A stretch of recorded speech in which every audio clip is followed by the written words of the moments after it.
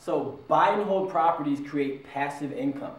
If I buy a apartment building that is a 10-unit building, okay, so I have 10 units that I can rent out for, let's just say, $1,000 a month.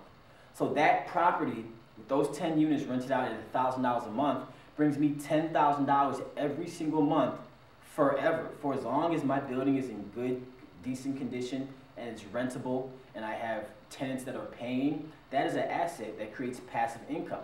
Passive income is money that you will earn without having to physically go and work for it. So that in itself is an asset. Whereas with a fix and flip, you only get paid when you do work. If you want to get a profit, you have to go find the property. You have to negotiate and haggle with the seller. Then you have to deal with contractors, and you have to deal with inspections and city ordinances and permits and all that stuff. And you can make a lot of money quickly, but in order for you to make the money, you have to put a lot of, it's very labor intensive. It's a linear income because you don't get paid unless you do the work. Whereas passive income, you get paid whether you do the work or not.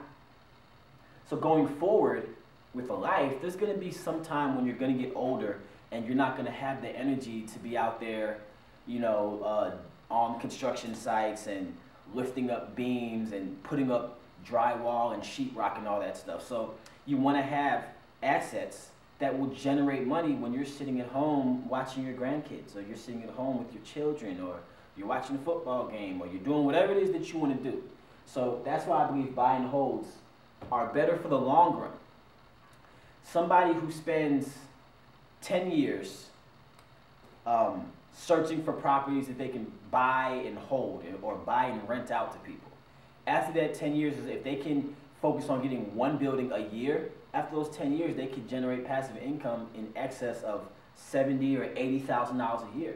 So when you add that up, $80,000 a year is $960,000 a year in passive income. So that's almost $1 million that you will make whether you decide to sleep in bed your whole life. You're going to have 960 grand coming in every single year. Whereas a fix and flip, to make that 960 a year, you got to take on this project and take on that project and take on that project. And so, I guess to make a long story short, I'm pretty sure you understand. In my opinion, for the long run, I prefer buy and holds over fix and flips. So this is Tosin Oduwole. See you guys in the next video. Hope I was helpful. Take care.